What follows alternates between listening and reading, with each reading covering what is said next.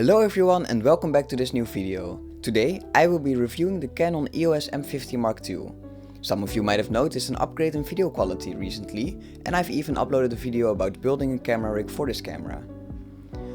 I'll also link some useful videos in the description, including other M50 reviews, more detailed info about the camera, and a comparison between the M50 and the ZV-E10.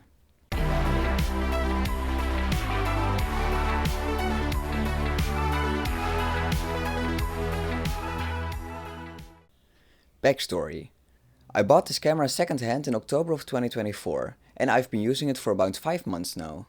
It was listed for under $600, practically brand new, with a few extra accessories like 2 spare batteries, a camera bag, an SD card and a UV filter. I use the M50 almost daily, mainly for nature and city B-roll, and I've even covered a corporate event with it. While it's marketed as a vlogging camera, it also delivers great photos and cinematic video. Alternatives. Before settling on the M50, I considered the Sony ZV-E10. The ZV-E10 offers 120 fps in 1080p, while the M50 only manages 120 fps at 720p. The Sony also is a bit smaller, but the M50 has a viewfinder and a higher resolution display. Both are solid cameras, but the M50 popped up for a great price, so I went for it. Picture quality. The Canon EOS M50 Mark II shoots 4K at 24 frames per second, 1080p at 60, 30 and 24 frames per second, and 720p at 60 and 120 frames per second. It features an APS-C sensor with a base ISO of 100, expandable to 12,800 or 25,600 depending on your settings. The dual pixel autofocus works flawlessly in 1080p but slows down significantly in 4K, where you lose the dual pixel functionality altogether. Personally, I shoot mostly in manual focus for better control. Photo quality. Photo-wise, the M50 has a 24.1 megapixel sensor and can capture images in both JPEG and RAW simultaneously.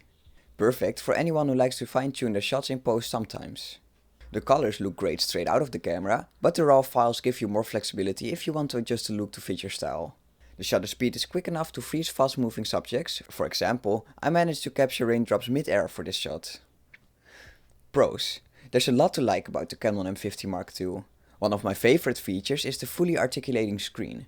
You can flip it close to protect it during transport or swing it out to film yourself, and it's super useful for getting other angles while being able to see the display. The electronic viewfinder is another great addition. On bright days, when the main screen becomes hard to see, the viewfinder gives you a clear, detailed look at your composition, making it much easier to frame your shot properly. I also appreciate the focus peaking feature, which highlights in focus areas when using manual focus. I've got mine set to red and it really helps nail focus, especially on the small display.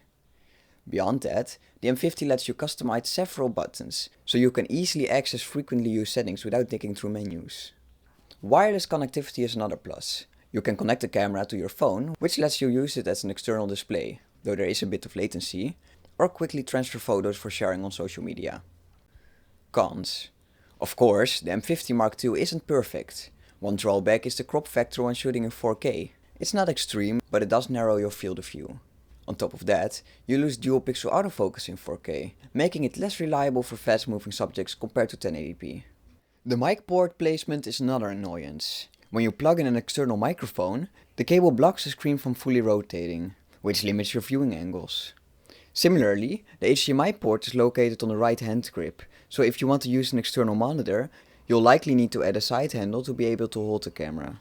Another limitation is the lack of RAW or log video recording. This reduces how much you can push the colors in post, but if you're not planning on heavy color grading, this is not a huge deal. The lens. Let's talk about the kit lens. The Canon M50 comes with a 15 to 45mm f3.5 to f6.3 lens. It's a solid starter lens and everything I've shot so far was done with it. It has built-in image stabilization, a smooth focus ring and collapses for easy transport. The M50 uses EFM lenses, but you can adapt it to accept EF lenses with a $50 Viltrox adapter. I'm planning to pick one up eventually to pair the camera with a better lens, like the Sigma 18-35 f1.8. Target user. So, who is this camera for? Well, the Canon EOS M50 Mark II is perfect for vloggers, photographers and anyone wanting to shoot high quality video without breaking the bank. It's compact, lightweight and much more affordable than other mirrorless cameras with similar specs. Whether you're a beginner or more experienced, the M50 offers both user-friendly automatic settings and full manual control, giving you plenty of flexibility. Is the Canon EOS M50 Mark II still worth it in 2025? Honestly, yes. It's a solid camera with great functionality for the price. If you're on a tight budget, I definitely recommend checking the second-hand market. It's a popular camera, so you'll likely find one in near mint condition for a great price. This camera can produce amazing content and I plan to keep using mine for a long time.